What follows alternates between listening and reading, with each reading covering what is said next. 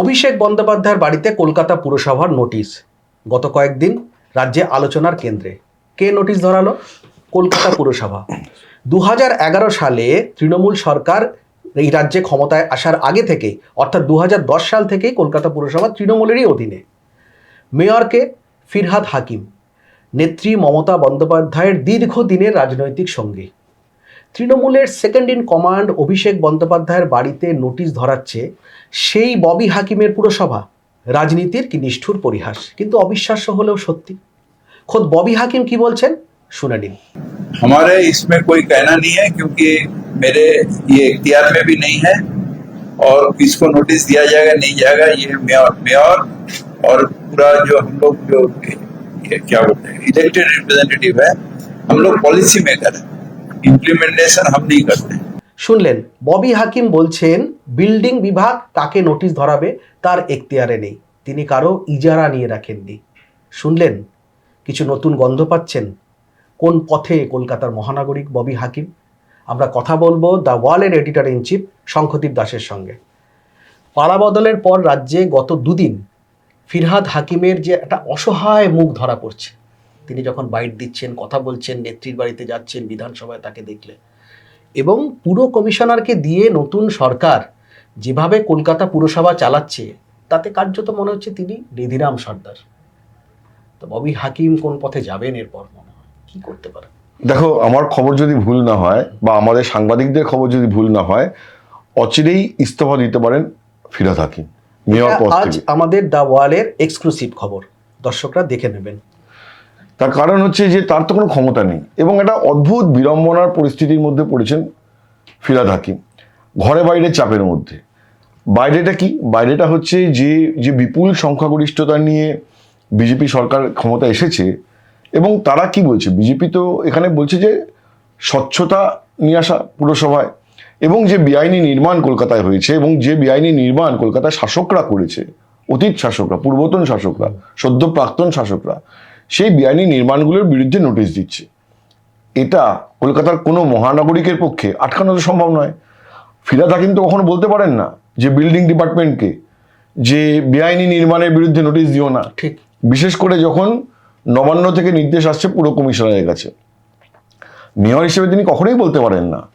এবার তার বিড়ম্বনা কোথায়, যে এই যে বেআইনি নির্মাণ, এটা তো তৃণমূল জমানাতেই হয়েছে। তখন তো শোভন চট্টোপাধ্যায় এবং ফিরহাদ হাকিমরা চোখ বুজেছিলেন, তখন তারা বলেননি, চুপ ছিলেন, তখন চুপ ছিলেন। এখন তাদেরকেই নোটিশ পাঠাতে হচ্ছে। আবার যখন নোটিশ পাঠাচ্ছেন তখন মমতা বন্দ্যোপাধ্যায় ঘরোয়া যে বৈঠকে মেয়র এবং মেয়র পরিষদদের ডেকেছিলেন, তিনি প্রশ্ন করেছেন যে এই নোটিশগুলো কারা পাঠাচ্ছে, কে পাঠাচ্ছে, তুমি কি জানো না? তখন মেয়রকে বলতে হচ্ছে না আমি জানি না। এবার পুরো কমিশনার মেয়রকে না জানিয়ে নোটিশ পাঠাচ্ছেন অভিষেক বন্দ্যোপাধ্যায়ের অফিসে বা কোম্পানির অফিসে বা তার মায়ের বাড়িতে বা অন্য ঠিকানায় হরিশ মুখার্জি রোডের। এটা কোনো সম্ভবই নয়। ডেফিনেটলি পুরো কমিশনার মেয়রকে জানিয়েই পাঠাচ্ছেন, অথচ মেয়রকে বলতে হচ্ছে আমি জানি না। কারণ এটা একটা মেজর ডিসিশন। দেখো, কোনো বাড়িতে, বাড়িতে মামুলি কোনো একটা ঘটনায় পুরসভার বিল্ডিং ডিপার্টমেন্ট যদি নোটিশ পাঠায়, কমিশনার পর্যন্ত হয়তো মানে অতটা দেখেন না। এখানে তো যে কোনো সাধারণ মানুষের বাড়িতে নয়, এখানে একটা রাজনৈতিক মাত্রা আছে, একটা ডাইমেনশন রয়েছে। তো সেখানে পুরো কমিশনার পাঠাচ্ছেন, মেয়র জানছেন না, এটাও তো একটা মানে সৌজন্যের খাতিরে হলেও হচ্ছে মেয়রকে জানিয়েই। আর যদি সত্যিই তাই হয় তাহলে তো মেয়রের কোনো ক্ষমতাই নেই একেবারে। তো এরা অদ্ভুত বিড়ম্বনার পরিস্থিতিতে, যেখানে তার কিছুই করার নেই, তার ফলে যে তার ইস্তফা দেওয়া ছাড়া কোনো পথই খোলা নেই। এবং তুমি একটা ইন্টারেস্টিং জিনিস দেখো, 2000 সালে, তখন আমি অত্যন্ত মানে জুনিয়র একটি সাংবাদিক, আমার মনে আছে যে 2000 সালে পুরসভা প্রথম দখল করে, পুরসভায় যেতে তৃণমূল, এবং সেই দিন যখন ফল ঘোষণা হচ্ছে লিন্ডসে স্ট্রিটে এবং পুরসভার পাশে, তখন তার থই থই ভিড়, একটা আবির মাখা আনন্দ উৎসব। কলকাতায় বলা হচ্ছিল যে ছোট লালবাড়ির পতন, ছোট লাল দুর্গের পতন। আমার মনে আছে ডিসি হেডকোয়ার্টার ছিলেন সম্ভবত রাজ কানোরিয়া, রাজকানজিয়া ওখানে ট্রাফিকের ওখানে যে পুরো ম্যানেজমেন্ট করছিলেন, বাইরে তৃণমূলের কর্মী সমর্থকদের উৎসাহী ভিড়, এবং সেই সময় তো পশ্চিমবঙ্গে ক্ষমতায় বামেরা, তখন তো বামেরা রাজ্যের ক্ষমতায়, কিন্তু তখনও সুব্রত মুখোপাধ্যায়কে পুরসভা চালাতে কোনো সমস্যা হয়নি। পুরসভা চালানোর অথরিটি তার ছিল, এবং ওই যে 5 বছর কলকাতা পুরসভার যে রিফর্ম বা সংস্কার, তার ভিত কিন্তু ওই 5 বছরে তৈরি হয়ে গেছে। সুব্রত মুখোপাধ্যায়ের জমানায় এশিয়ান ডেভেলপমেন্ট ব্যাংকের থেকে ঋণ নিয়ে কলকাতা পুরসভা এলাকায় নিকাশি ব্যবস্থার সংস্কারের কাজ হয়েছিল। KEIP 1, KEIP 2 project, Kolkata environment improvement project. এবার রাজ্য সরকারের অনুমতি ছাড়া সেটা হয় না, কেন্দ্রীয় সরকারের অর্থ দপ্তরের একটা মন্ত্রকের একটা অনুমতি লাগে, যেহেতু বিদেশি ব্যাংক থেকে ঋণ। তো এই যে সংস্কারের কাজ, এবং সেই সংস্কারের কাজের আগে প্রাইস ওয়াটার হাউস কুপার্সকে যে একটা রিপোর্ট বানানো হয়েছিল, তখন সম্ভবত রাঘবেন্দ্র দাস, রাঘব বাবু ছিলেন ড্রেনেজের চিফ ইঞ্জিনিয়ার। আমার মনে আছে যে PWCর যে রিপোর্ট, এত মোটা রিপোর্ট কলকাতার ড্রেনেজের সংস্কারের জন্য 2 কিস্তিতে, সেই রিপোর্টের কপি আমি তৎকালীন যে সংবাদপত্রে কাজ করতাম নিয়ে গেছিলাম, এবং ধারাবাহিকভাবে সে সংবাদপত্রে খবর বেরিয়েছিল যে কিভাবে সংস্কারের কাজ হবে নিকাশি ব্যবস্থার। কারণ কলকাতার জনসংখ্যা বেড়ে গেছে, সেই তুলনায় নিকাশি ব্যবস্থার যে পুরনো পরিকাঠামো, সেই পরিকাঠামোতে আর হচ্ছে না, জল জমছে, এবং সেটাই ধাপে ধাপে ধাপে ধাপে আজ পর্যন্ত তার কাজ চলেছে। এবং তুমি দেখবে অ্যাডেড এরিয়াতে, বিশেষ করে মুকুন্দপুর ইত্যাদি জায়গায়, এই ভোটের আগেই তোমার লাস্ট ফেজের কাজটা হয়েছে এডিবির টাকায়। তো সংস্কারের কাজ শুরু হয়ে গেছিল, থামেনি। এবং সুব্রত মুখোপাধ্যায় যে কলকাতার যে কর্মী সংখ্যা এবং তাদের যে পেরোল, সেটাও সংস্কার করেছিলেন। তো উনি বলতেন যে কে মাইনে নিয়ে যাচ্ছে কেউ জানে না, তো সেটাও পুরোপুরি স্ট্রিমলাইন করা, একটা স্ট্রাকচার্ড কাজ। কিন্তু আজকের যে বিড়ম্বনার পরিস্থিতি হয়েছে, সেই বিড়ম্বনাটা একটা অদ্ভুত বিড়ম্বনা। তৃণমূলের তুমি দেখো, এখনো কলকাতা পুরসভায় তৃণমূল নিরঙ্কুশ সংখ্যাগরিষ্ঠতা নিয়ে রয়েছে, নিরঙ্কুশ। রাজ্যে যেমন নিরঙ্কুশ বিজেপি ক্ষমতায়, তেমন নিরঙ্কুশ পুরসভাতে তৃণমূল, অথচ কাউন্সিলরদের রাস্তায় দেখা যাচ্ছে না। কলকাতার বিধায়কদের থেকে কাউন্সিলরদের মেজাজ এবং কাউন্সিলরদের দাপট ছিল বেশি, এবং অনেক বিধায়ক পরে বিধায়ক, আগে কাউন্সিলর। ধরো দেবাশিস কুমার, পরে বিধায়ক অতীন ঘোষ ডেপুটি মেয়র পরে বিধায়ক হয়েছে, তাই না? ইভেন ফিরহাদ হাকিম আগে কাউন্সিলর হয়েছেন, অরূপ বিশ্বাস আগে কাউন্সিলর হয়েছেন, পরে তারা বিধায়ক, পরে তারা মন্ত্রী হয়েছেন। শোভন চট্টোপাধ্যায় আগে কাউন্সিলর ছিল, সে কবে থেকে, এবং কংগ্রেস জমানা থেকে, এবং তারপরে MIC হন, তারপরে তিনি পরে মেয়র হন। কিন্তু তাদের কোথায় দেখা যাচ্ছে? বরঞ্চ এও অভিযোগ, আমি অভিযোগই বলবো বা গুঞ্জন, যে একাংশ পুরসভার একাংশ কাউন্সিলর তারা ইতিমধ্যে সচেষ্ট কি করে বিজেপির সঙ্গে আপোষ করা বা সমঝোতা করা বা বিজেপিতে যাওয়ার, তারা একটা, এটা তো অভিযোগ রয়েছে বা গুঞ্জন রয়েছে। তো এরকম একটা পরিস্থিতিতে যেখানে কাউন্সিলরদের দেখা যাচ্ছে না, তো সেরকম একটা একটা একটা একটা কি বলবো, যে একটা দুর্বল কাঠামো নিয়ে, এবং যেখানে তার কাজ করার অধিকার নেই, সেখানে জগন্নাথ হয়ে যায়, কি করে করবেন? এবং সবচেয়ে বড় কথা, কে পুরো কমিশনার নির্দেশ দিচ্ছেন না বিল্ডিং ডিপার্টমেন্ট নির্দেশ দিচ্ছেন, সে তো কেউ মানুষ দেখবে না। মানুষ দেখবে কলকাতা পুরসভা, আজকে খবর কি বেরোচ্ছে, কলকাতা পুরসভা নোটিশ পাঠিয়ে দিল অভিষেক বন্দ্যোপাধ্যায়ের কোম্পানির অফিসে, বা কলকাতা পুরসভা, কিছুক্ষণ আগে একটা খবর হয়েছে, কলকাতা পুরসভা আবার নোটিশ টাঙিয়ে দিল হরিশ মুখার্জি রোডের ওই বাড়িতে। এবার সেইটা যখন কমপ্লাই করতে না পারবে 7 দিনের মধ্যে, তো কলকাতা পুরসভা গিয়ে ভাঙবে, কার নেতৃত্বে ভাঙবে? তার চেয়ার তো অলংকৃত করে আছেন মহানগরিক ফিরহাদ হাকিম, মেয়র ফিরহাদ হাকিমের নেতৃত্বে ভাঙা চলবে। তো মেয়র পদে থাকবেন ফিরহাদ হাকিম, বাড়ি ভাঙা হবে। অভিষেক বন্দ্যোপাধ্যায়ের মায়ের যে বাড়ি, নামে বাড়ি, তার যে বেআইনি অংশ যদি ভাঙা হয়, তাহলে সেটা কেমন দেখতে লাগবে?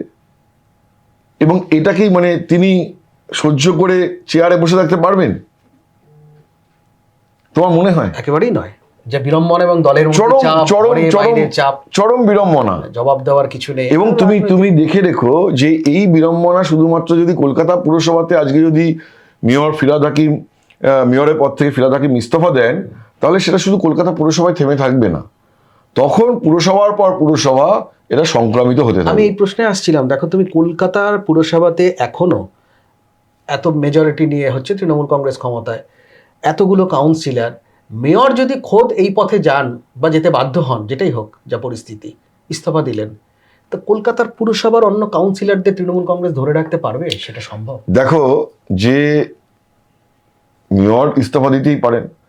এর আগে কি হয়েছিল, যে শোভনদেব চট্টোপাধ্যায় মেয়র ছিলেন, তাকে সরিয়ে ববি হাকিমকে এই যে কলকাতা পুরসভার যে কাউন্সিলর যে দল, তাদের নেতা হিসেবে নির্বাচিত করা হয় ফিরহাদ হাকিমকে, এবং তাকে মেয়র করা হয়। তখন তিনি মানে কাউন্সিলর ছিলেন না, তিনি বাই ইলেকশনে কাউন্সিলর হয়ে আসেন, তাই তো? তো এখনো তো সেই সুযোগ আছে যে যদি ফিরহাদ হাকিম ইস্তফা দেন, তাহলে কলকাতা পুরো নতুন বোর্ড তৈরি করতে হবে, সেখানে আবার একটা সমস্ত কাউন্সিলরদের নিয়ে নেতা নির্বাচিত করে নতুন নতুন মেয়র নির্বাচিত করা যায়।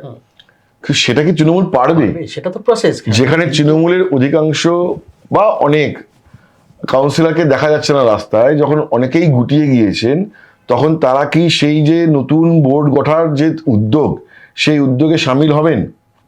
যদি হন তাহলে হবেন, কিন্তু একটা প্রশ্ন এবং অনিশ্চয়তা থেকে যাচ্ছে। আর যদি সেটা নিয়ে জলঘোলা হয়, তাহলে অবধারিতভাবে রাজ্য সরকার প্রশাসক বসিয়ে দেবে, অ্যাডমিনিস্ট্রেটর। একদম। তুমি দেখো না যে পশ্চিমবঙ্গে প্রশাসক বসিয়ে পুরসভা চালানোর যে, আমি মানে এটা তো তুমি নিয়ম আছে, ফলে নিয়মকে অনিয়ম বলতে পারো না, কিন্তু রেওয়াজ, এটা রেওয়াজ, এবং কেউ কেউ বলেন অনাচার। অনাচার কারণ হচ্ছে যে নির্বাচিত জনপ্রতিনিধি তার ওয়ার্ড যেভাবে খেয়াল রাখতে পারেন, সেই ব্যাপারটা যদি ভেঙে গিয়ে একটা শুধু হাওড়ার মতন এত বড় পুরসভা, কলকাতার পাশেই কত বছরের একটা পুরসভা, সেই পুরসভায় তুমি বছরের পর বছর অ্যাডমিনিস্ট্রেটর,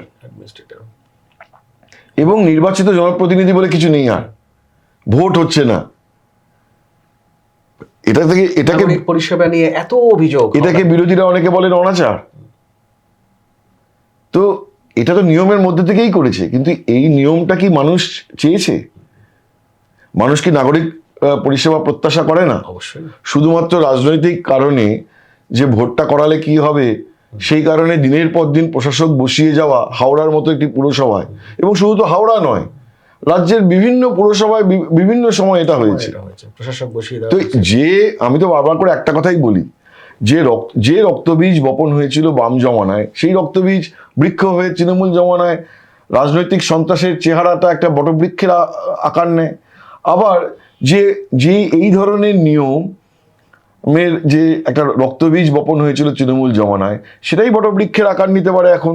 সেটাকেই দৃষ্টান্ত হিসেবে দেখিয়ে পুরসভার পর পুরসভায় আপাতত সাময়িকভাবে, আমি মনে করি না যে বর্তমান বিজেপি সরকারের যে ধরনের ভাব বা অ্যাটিটিউড দেখা যাচ্ছে, তাতে একটা মানুষের মনে আশা আছে যে এই সরকার বিভিন্ন পুরসভায় ভোটটা করিয়ে নেবে।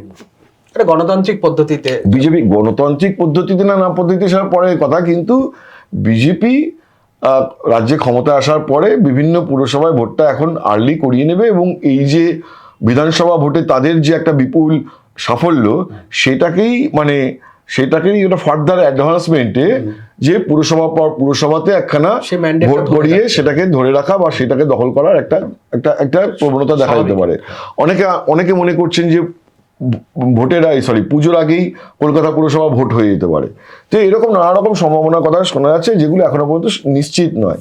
কিন্তু যেটা ঘটনা সেটা হচ্ছে যে বর্তমান পুর বোর্ড কলকাতা পুরসভার, সেটার ভবিষ্যৎ কিন্তু অনিশ্চিত বলে দেখা যাচ্ছে।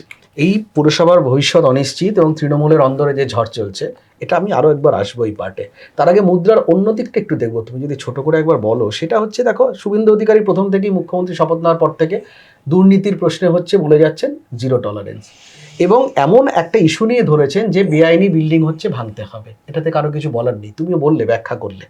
সেখানে এই যে তৃণমূল কংগ্রেসের নেতৃত্বাধীন একটা পুরসভা কলকাতা কর্পোরেশন, সেখানে এই নিয়মের বেড়াজালে, পুর কমিশনারকে দিয়েই হোক বা যেটাই হোক না কেন, নিয়মের বেড়াজালে যে কার্যত মেয়রকে ওভারল্যাপ করে এই কাজগুলো করিয়ে নিচ্ছে, সেটাও তো একটা খুব মানে মাস্টার স্ট্রোক বা একটা strategy। ওভারল্যাপটা আমি মানি না, ওভারল্যাপটা আমি মানি না। কারণ হচ্ছে যে কলকাতা পৌরসভার মুখ্য প্রশাসককে, পুর কমিশনার, তারপরে মেয়র। মেয়র, তো মেয়রের অজ্ঞাতে কমিশনার পুরো পুরসভা চালাচ্ছেন, এ আমি বিশ্বাস করি না। আর এটা তো কাঠামোও নয়, এটা তো কাঠামোও নয়। নয়। তো ফলে আমি এটা মানিই না। তুমি আমাকে দিয়ে জোর করে মানাতেও পারবে না। পুরসভার মেয়র জানেন না আর কমিশনার সব করে দিচ্ছেন, এটা অতি অতি সরলীকরণ হয়ে যাচ্ছে। এখন নিয়ম অনুযায়ী সম্ভব নয়। আর যদি সত্যি হয়ে থাকে তাহলে 2 সেকেন্ড যদি মর্যাদার সঙ্গে কারো যদি রাজনৈতিক মর্যাদা থাকে এবং এটাই যদি হয়ে থাকে 2 সেকেন্ড, আর 2 সেকেন্ডও উচিত নয় ফিরহাদ হাকিমের ইস্তফা দেওয়ার। কারণ তাহলে তোমার চেয়ারের মর্যাদাই নেই। তাহলে যেখানে মর্যাদাই নেই সেই আসন জোর করে বসে থাকার কোনো কারণই নেই। তোমার কথাটা যদি সত্যি হয় তাহলে অলরেডি ইস্তফা দিয়ে দেওয়া উচিতই ছিল। যেহেতু মানে নিধিরাম সর্দার যেই সোমবার নোটিশ গেছে ওই পর মুহূর্তেই তার ইস্তফা দেওয়া উচিত ছিল, যে তার অথরিটি চলে গেছে। একটা মানুষের যদি অথরিটি চলে যায় তারপরে তার কি থাকে থাকে, এবং কলকাতার মতো কর্পোরেশনের এতদিনের একটা ঐতিহ্য বা কিছু, যা হোক সেটা নয় ছাড়লাম আমি। অতীতে আমরা দেখেছি 2000 সালের সুব্রত মুখোপাধ্যায় যখন মেয়র হিসেবে শপথ নিয়েছিলেন, তারপর প্রশাসন এবং রাজনীতি, দল এবং প্রশাসন এর মধ্যে একটা বিরোধ দেখা দিয়েছিল। মমতা বন্দ্যোপাধ্যায়ের সঙ্গে তার একটা দূরত্ব তৈরি হয়েছিল। এই ইস্যুতে কোথাও সম্ভাবনা হতে পারে সেরকম আবার নতুন করে যে মেয়রের সঙ্গে দলের অর্থাৎ নেত্রীর সঙ্গে ববি হাকিমের? আমার মনে হয় না যে ফিরহাদ হাকিমের সেই মানসিক জোর আছে। তার কারণ হচ্ছে যে তার মানসিক জোর এবং রাজনৈতিক জোর এই দুটোর কোনোটাই নেই আজকের দিনে দাঁড়িয়ে। এর আগের পরিস্থিতির কথা বলছি না, আজকের যে ভোট পরবর্তী পরিবর্তিত পরিস্থিতিতে তার সেই জোরটা নেই। তুমি দেখো যখন সুব্রত মুখোপাধ্যায়ের সঙ্গে যখন মমতা বন্দ্যোপাধ্যায়ের ওই প্রশাসক সুব্রত মুখোপাধ্যায় এবং রাজনৈতিক মমতা বন্দ্যোপাধ্যায়ের যে সংঘাতের কথা তুমি বলছো, সেটা হচ্ছে সংস্কারের প্রশ্নে। সুব্রতদা অনেক বেশি ফরওয়ার্ড লুকিং, উন্নয়নকামী একজন মানুষ ছিলেন এবং আমি তাকে পুরসভাতে কাজ করতে দেখেছি। আমি তাকে যখন আমি দিল্লিতেও সাংবাদিকতা করি তখন তিনি রাজ্যের পঞ্চায়েত মন্ত্রী, তখনও যে তিনি দিল্লিতে মিটিংয়ের জন্য যেতেন পঞ্চায়েতের বিষয় নিয়ে, তখনও তার একটা কাজ করার ভাবনা ছিল। একটা ফ্যাসিনেটিং স্টোরি আমি তোমায় বলি। সুব্রত মুখোপাধ্যায় পশ্চিমবঙ্গে পঞ্চায়েত মন্ত্রী ছিলেন এবং সম্ভবত 2018 সালে পঞ্চায়েত ভোটের আগে পর্যন্ত তিনি জনস্বাস্থ্য কারিগরি মন্ত্রীও ছিলেন। তো যখন 16 সালের ভোটটা ঠিক হয়ে যায় সেই সময় সুব্রত মুখোপাধ্যায় একটি উদ্যোগ নেন, যেটা তার একার উদ্যোগ বলবো না, সেটা সরকারেরই উদ্যোগ, কারণ তিনি তো সরকারেরই মন্ত্রী ছিলেন। কিন্তু যেহেতু তার দপ্তরের অধীনে ছিল, তার ফলে পশ্চিমবঙ্গে যেসব জেলাগুলোতে আর্সেনিক আক্রান্ত বা ফ্লোরাইড আক্রান্ত সেই সব জেলাগুলোতে যে সারফেস ওয়াটার ট্রিটমেন্ট করে বাড়ি বাড়ি নলবাহিত জল এইটা পৌঁছে দেওয়া, এইটার একটা প্রজেক্ট ছিল, যেটা কলকাতায় অলরেডি আছে বা আসানসোলে আছে। সেইগুলো ধরো যেই জেলাগুলোতে নেই আর্সেনিক মুক্ত এবং সারফেস ওয়াটার ট্রিটমেন্ট, মানে নদীর জল, জলাশয়ের জল, সেই জলগুলোকে সারফেস ওয়াটার ট্রিটমেন্ট, যেমন কলকাতায় হয় গার্ডেন নিচে ট্রিটমেন্ট হয়ে বাড়ি বাড়ি নলবাহিত জল যায়। এরকমই জেলাতে হবে, মালদা বা অন্যান্য জেলাতে, যে নদীর জল সারফেস ওয়াটার সেটাকে ট্রিটমেন্ট করে বাড়ি বাড়ি নলবাহিত জল যাবে। তিনি এতটাই এ ব্যাপারে খুব ফরওয়ার্ড লুকিং ছিলেন এবং তার সঙ্গে মিটিং করে এডিবি, এশিয়ান ডেভেলপমেন্ট ব্যাংক, এতটাই তারা মানে ইমপ্রেসড ছিল যে এডিবি স্থির করেছিল যে তাকে সোলে নিয়ে যাবেন, দক্ষিণ কোরিয়ায়। তার কারণ হচ্ছে দক্ষিণ কোরিয়ার সোলে কে ওয়াটার, ওখানে যারা এই জল সরবরাহের কাজটি করে সেই সরকারি প্রতিষ্ঠানের নাম হচ্ছে কে ওয়াটার, মানে কোরিয়ান ওয়াটার আর কি। তো কে ওয়াটারের দপ্তরে তাকে নিয়ে যাবে এবং কে ওয়াটার কিভাবে এই যে পরিশ্রুত জল বাড়ি বাড়ি পৌঁছে দেয় সেই যে প্রকল্পটিকে তাকে দেখাবেন এবং পশ্চিমবঙ্গের বিভিন্ন জায়গায় সেই প্রকল্পের বাস্তবায়ন হবে। মমতা বন্দ্যোপাধ্যায় সুব্রত মুখোপাধ্যায়কে কোরিয়া যাওয়ার অনুমতিটি দেননি। খুব মনমরা ছিলেন, কারণ তার ইচ্ছা ছিল তিনি প্রথমে কোরিয়া যাবেন, তারপরে অন্য একটি কোথাও গিয়ে তারপর ওখান থেকে অস্ট্রেলিয়াতে একটু ঘুরে ঘাড়ে একবারে ফিরবেন, কিন্তু তাকে কোরিয়া যাওয়ার অনুমতি দেননি। তো সুব্রতদার যে ফরওয়ার্ড লুকিং ভাবনা ছিল, এবং একটা সময় জল, মানে দেখো কি হচ্ছে, এডিবি তোমাকে টাকা দিয়েছে ঋণ, সেই ঋণের টাকা তুমি ক্যাপাসিটি বিল্ডিং করেছো, এবং ক্যাপাসিটি বিল্ডিং করার পরে সেটাকে যে মেনটেন করবি, কোথা থেকে মেনটেন করবে, তোমাকে জল কর বসাতে হবে। একদম। মমতা বন্দ্যোপাধ্যায় সুব্রত মুখোপাধ্যায়কে জল কর বসাতে দেননি। জল কর না বসালে তাহলে কেন্দ্রীয় নগরোন্নয়ন দপ্তরের কিছু মন্ত্রকের কিছু কিছু স্কিম সুবিধা তুমি পাবে না। তো এইখানে একটা মতান্তরের জায়গা তৈরি হয়েছিল, এইসব সংস্কারের প্রশ্নেই মতান্তরের জায়গা তৈরি হয়েছিল।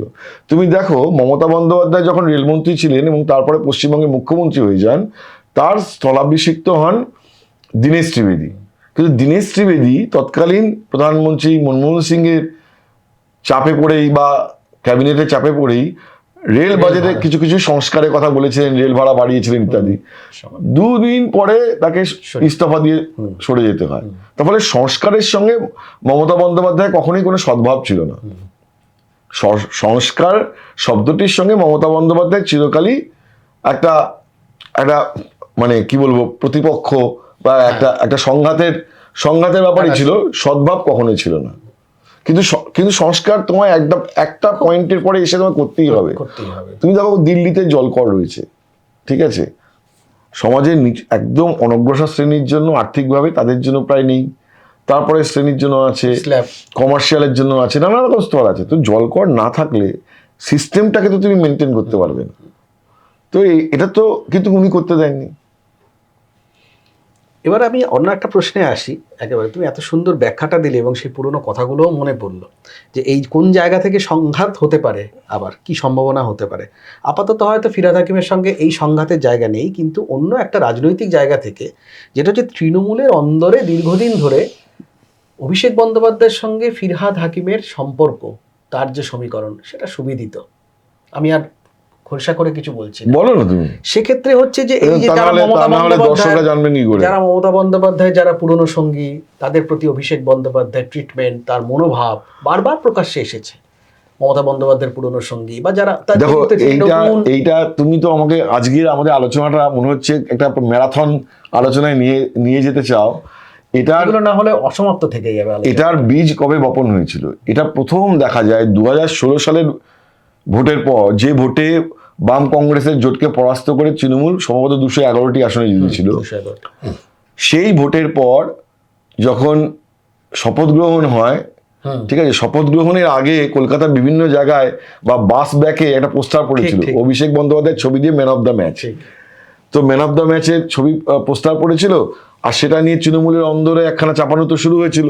আর শপথ গ্রহণ অনুষ্ঠানে দেখা যায় যে অভিষেক বন্দ্যোপাধ্যায় নেই, এবং অভিষেক বন্দ্যোপাধ্যায় সেই যে অনুপস্থিত ছিলেন শপথ গ্রহণ অনুষ্ঠানে, সেদিনকে একটা অর্থবহ টুইট করেছিলেন, the principles of morality versus the principles of loyalty, মানে নৈতিকতা না আনুগত্য, কোনটা জায়গা পাবে। তার কারণ হচ্ছে তখন নারদকাণ্ডের পরে ভোটটা হয়েছে, স্টিংটার ভোটের মধ্যে নারদকাণ্ড বেরিয়েছে। তারপরেই দেখা যাচ্ছে মন্ত্রিসভায় শপথ নিচ্ছেন শোভন চট্টোপাধ্যায়, সুব্রত মুখোপাধ্যায়, ফিরহাদ হাকিম। সুব্রত মুখোপাধ্যায়কে নিয়ে আমার মনে হয় না আপত্তি ছিল, কিন্তু শোভন চট্টোপাধ্যায়, এবং শোভন চট্টোপাধ্যায় 3টি দপ্তরের দায়িত্ব পেলেন একসাথে, প্লাস কলকাতা পুরসভার মেয়র, সম্ভবত আবাসন মন্ত্রী, দমকল মন্ত্রী, পরিবেশ মন্ত্রী এবং কলকাতার মেয়র। ঠিক আছে, মানে এর থেকে বড় কিছু মানে সাম্প্রতিককালে কেউ পাননি। এবং ফিরহাদ হাকিম মন্ত্রী হলেন। ঠিক আছে, তো ওই principal of morality versus principal of loyalty, এই টুইটটা অভিষেক বন্দ্যোপাধ্যায় করেছিলেন। অনেকে এটা মনে করে বলতে পারবে না, আমাকে এই ক্রেডিটটা অভিষেক বন্দ্যোপাধ্যায়েরও দেওয়া উচিত। একদমই মনে করিয়ে দেওয়া। অভিষেক বন্দ্যোপাধ্যায় যদি আমাদের এটা দেখেন, মানে যদি আমাদের সৌভাগ্য এতটাই হয় যে অভিষেক বন্দ্যোপাধ্যায় দেখছেন, তাহলে ওনারও উচিত আমাকে ক্রেডিট দেওয়া যে 2016 সালের মন্ত্রিসভা শপথ গ্রহণের সময় 10 বছর আগে যে তিনি টুইট করেছিলেন, সেটা আমি কিন্তু আজকে বলতে পারছি একদম। তো সংঘাত তো সেই জায়গা থেকে শুরু। 2021 সালে আস্তে আস্তে কি হলো, যে ভোটের আগে অভিষেক বন্দ্যোপাধ্যায় যুব সভাপতি, ভোটের পরে সর্বভারতীয় সাধারণ সম্পাদক, এবং তার ফর্মুলা ছিল এক ব্যক্তি এক পদ। তাহলে ফিরহাদ হাকিম কলকাতা মেয়র প্লাস একাধিক দপ্তরের মন্ত্রী, এটা তো হবে না। তখন পরিবহন মন্ত্রী ছিলেন ফিরহাদ হাকিম, সেই সঙ্গে পুরমন্ত্রী, পুর নগরোন্নয়ন মন্ত্রী। তো এই যে সংঘাতের পরিস্থিতি তৈরি হলো, তখন 3 জন জোট বাঁধলেন, ফিরহাদ হাকিম, পার্থ চট্টোপাধ্যায় এবং সুব্রত বক্সী, এরা একটা পাওয়ার সেন্টার তৈরি করলেন এবং করে মমতা বন্দ্যোপাধ্যায়কে বোঝানোর চেষ্টা করলেন যে না, এইটা এখনই, এই র্যাডিক্যাল চেঞ্জ এখনই করা যাবে না। করে তারপর পরবর্তীকালে তার একটা দপ্তর বাদ গিয়েছিল, কিন্তু পুরো নগরায়ণ মন্ত্রী এবং হচ্ছে তিনি পরিবহন মন্ত্রী সেটা গেল শ্রেয়াশিস চক্রবর্তী হলেন। না, তার আগে সম্ভবত শুভেন্দু অধিকারী হলেন। তো না, না, শুভেন্দু অধিকারী 2021 আগে ছেড়ে দিয়েছে। তো ওইখান থেকে তো শুরু। এবং ওই যখন অভিষেক বন্দ্যোপাধ্যায় বলছেন এক ব্যক্তি এক পদ, তখন ফিরহাদ হাকিম কি বলছেন যে মমতা বন্দ্যোপাধ্যায় আমাকে কথা বলেননি, মানে আমার নেতা অভিষেক বন্দ্যোপাধ্যায় নন, মমতা বন্দ্যোপাধ্যায় আমাকে কথা বলেননি, মানে আমার লিডার তো মমতা বন্দ্যোপাধ্যায়। তো ফলে এই যে সংঘাত, এই তার পরবর্তীকালে কি শোনা যায় যে 2024 সালের লোকসভা ভোটের সময়, এটা তো আমি শোনা যায় বলেই বলতে পারি, এটাতে আমি বলতে পারি না সাদা কালো এই ঘটনাটি ছিল, তাহলে এই বর্তমান রাজনৈতিক সংস্কৃতি এমন হয়েছে যে আবার আমার নামে কথা মামলা ঢুকে দেবে, ঠিক আছে। কিন্তু শোনা গেছিল যে ফিরহাদ হাকিমের মেয়েকে বসিরহাটে প্রার্থী করার একটা চেষ্টা হচ্ছে, কিন্তু অভিষেক বন্দ্যোপাধ্যায় চাইছেন না, ঠিক আছে। এবং তুমি বলো যে হাজি নুরুল ইসলাম তাকে রাতারাতি হঠাৎ করে, কারণ নুরুল ইসলামের সঙ্গে আমার তার আগে সেদিন কথা হয়েছিল, তাকে শপথ মানে তার প্রার্থী হিসেবে তার নাম ঘোষণা ঠিক আগের রাতে তাকে বলা হয় যে ব্রিগেডে চলে আসুন। এবং অনেকে মনে করেন যে ফিরহাদ হাকিমের মেয়ে, তাকে আটকানোর জন্যই হাজি নুরুল ইসলাম, যিনি তখন ক্রিটিক্যালি ইল, প্রার্থী হিসেবে তার নাম ঘোষণার কয়েকদিন বাদে আমি তার বাড়িতে গেছিলাম, 4 জনে মিলে তাকে ধরে আনতে হয়েছিল, তিনি প্রচারে খুব একটা যেতে পারেননি। আমাদের এই দ্য ওয়ালে তার সাক্ষাৎকার বেরিয়েছিল 4 দিন পরে, প্রথম সাক্ষাৎকার সম্ভবত দ্য ওয়ালে, মানে অতটা বিস্তারিত সাক্ষাৎকার। তো এই তো একটা সংঘাতের একদম একটা প্রেক্ষাপট ছিল। সেই সংঘাতের প্রেক্ষাপটে যদি হয় যে সূচনা 10 বছর আগে, যেই সংঘাতের প্রেক্ষাপটে যদি এটা হয় যে ববি হাকিমের নেতৃত্বে অভিষেক বন্দ্যোপাধ্যায় মায়ের নামে বাড়ি যে তার বেআইনি অংশ ভাঙা হচ্ছে, এটা তো একটা অদ্ভুত মানে কি বলবো সমাপতন, মানে এটা সমাপতন ঠিকই। এবং এই প্রশ্নে তুমি যেটা বললে, এই প্রশ্নে দেখো, তুমি গতকাল আমরা আলোচনা করেছি কালীঘাটের মিটিং এর অন্দরে যেটা হয়েছে কালকে, কুণাল ঘোষ নিজে কালকে কিছু প্রশ্ন তুলেছেন, দলের মধ্যে খোলা হওয়া দরকার ইত্যাদি। আজ অ্যাসেম্বলিতে যখন ববি হাকিম আবারও এই কথাগুলো বলছে, উনি যখন বলছেন তখন কুণাল ঘোষও একই সঙ্গে প্রেস কনফারেন্স করছিলেন, এবং কুণাল ঘোষও বারবার করে বললেন যে এই বাড়ি ভাঙা সংক্রান্ত যা কিছু প্রশ্ন নাম না করে যাকে নিয়ে এই প্রশ্ন, এবং তিনি বা তার আইনজীবী উত্তর দেবেন। আরে বাবা, এ তো মানে এটা কি হয়েছে যে এখন তো তৃণমূলের মধ্যে আলোচনা, হ্যাঁ, তার কারণ হচ্ছে যে ফিরহাদ হাকিমের সাথে সংঘাতের পয়েন্টটা বলছিলাম আমরা অভিষেক বন্দ্যোপাধ্যায়, আর কুণাল ঘোষের সঙ্গে, কুণাল ঘোষ হয়তো প্রকাশ্যে বলবেন না, গত 1.5-2 বছরে পোস্ট আরজিকর মুভমেন্ট, কুণাল ঘোষের সঙ্গে অভিষেক বন্দ্যোপাধ্যায়ের কমিউনিকেশনটাই তো প্রায় বন্ধ হয়ে গেছিল। সামাজিক এবং রাজনৈতিক অনুষ্ঠান তৃণমূলের ছাড়া, মানে যেখানে হঠাৎ করে মুখোমুখি হয়ে যাচ্ছে বা যেখানে না মুখোমুখি হয়ে গিয়ে উপায় নেই, সেইখানে ছাড়া তো কোনো কথোপকথন ছিল বলে আমার মনে হয় না একদম। মানে সেইটা হয়তো কুণাল ঘোষও দেখাতে পারবেন না যে আমার সাথে এই বার্তা আদান প্রদান হতো। তো তার ফলে আজকে খুব সহজাতভাবে, খুব ন্যাচারালি কুণাল ঘোষ এবং ফিরহাদ হাকিম যে একটা জোটবদ্ধ হবেন, সেটা তো খুব স্বাভাবিক ঘটনা নয়। আবার কুণাল ঘোষেরও একটা জায়গা তিনি দেখতে পাচ্ছেন যে তৃণমূলের এই যে নীতি পরিস্থিতির মধ্যে একমাত্র তিনিই আছেন যিনি ভোকাল, যিনি ভোকাল হয়ে কথা বলতে পারেন, ঠিক আছে। তো তার ফলে কুণাল ঘোষও ববি হাকিমকে পাশে নিয়ে তার একটা পজিশনিং করতে চাইছেন, তিনি নেতা হয়ে উঠতে চাইছেন। তাকে নেতা করেননি, কিন্তু বিরোধী দলনেতা করা হয়েছে শোভনদেব চট্টোপাধ্যায়কে, এমনকি ডেপুটি লিডার করা হয়েছে নয়না বন্দ্যোপাধ্যায়কে উত্তর কলকাতা থেকে, কুণাল ঘোষকে করা হয়নি। এটা কি কুণাল ঘোষ খুব খুশি? একদমই না, খুব খুশি। তাহলে যদি খুশি না হন, তাহলে কুণাল ঘোষ কি চেয়েছিলেন? যে তৃণমূলের প্রেজেন্ট যে তৃণমূলের যে বিধায়ক দল রয়েছে তার মধ্যে সব থেকে যিনি বেশি ভোকাল, যার কথা বলার একটা অভ্যেস আছে, যিনি পার্টির মুখপাত্র ছিলেন, তাকে একটা পার্টির একটা মুখ্য সচেতক বা তাকে ডেপুটি লিডার কিছু একটা তো করে দেওয়া হোক। সেখানে তার যে বিধানসভায় কোনো পদ নেই, এটা কি তার খুব ভালো লাগছে? একদমই নয়। তাহলে এবং দেখো, এবং তুমি ভুলে গেলে চলবে না যে কুণাল ঘোষকে তুমি শুধুমাত্র বেলেঘাটায় 28,000 ব্যবধানে যেটা বিধায়ক ধরলে হবে না। আমাদের স্মৃতি খুব দুর্বল। আমি তাকে দেখেছি মমতা বন্দ্যোপাধ্যায়ের গাড়িতে করে 2012 সালে 10 নম্বর জনপথে যেতে, সেখান থেকে সেই গাড়ি চড়ে বেরিয়ে মুলায়ম সিং যাদবের বাড়ি যেতে। তখন রাজ্যসভার সাংসদ, তখনই রাজ্যসভার সাংসদ 2012 এবং সেই সময় মমতা বন্দ্যোপাধ্যায় কুণাল ঘোষের সঙ্গে মানে যেভাবে তাকে নিয়ে চলতেন, তার বোঝাই যেত একটা পরামর্শ নিয়ে চলছেন বা তার সঙ্গে একটা কিছু আলোচনা করছেন, কথাগুলো নিচ্ছেন। তো সেই কুণাল ঘোষকে আজকে যদি বিধানসভায় কোনো একটি পদ না পায়, তারপরে কি তার ভেতরে ভেতরে কোনো যন্ত্রণা হচ্ছে না? আমি তো বিশ্বাস করি না। দেখো, এই সংখ্যা যদি বাড়তে থাকে, এই ববি হাকিম বলো, কুণাল ঘোষ বলো, আমরা যে আলোচনা করছি, একটা পরিবার বলো বা রাজনৈতিক দল বলো, সুসময়ে অনেক শৃঙ্খলা, শাসন সবকিছু চলে। দুঃসময় কিন্তু সেগুলো ধীরে ধীরে ধীরে ধীরে ভেঙে দুর্বল হয়ে যায় কোথাও গিয়ে। তো এখন তো তৃণমূলের সেই অবস্থা।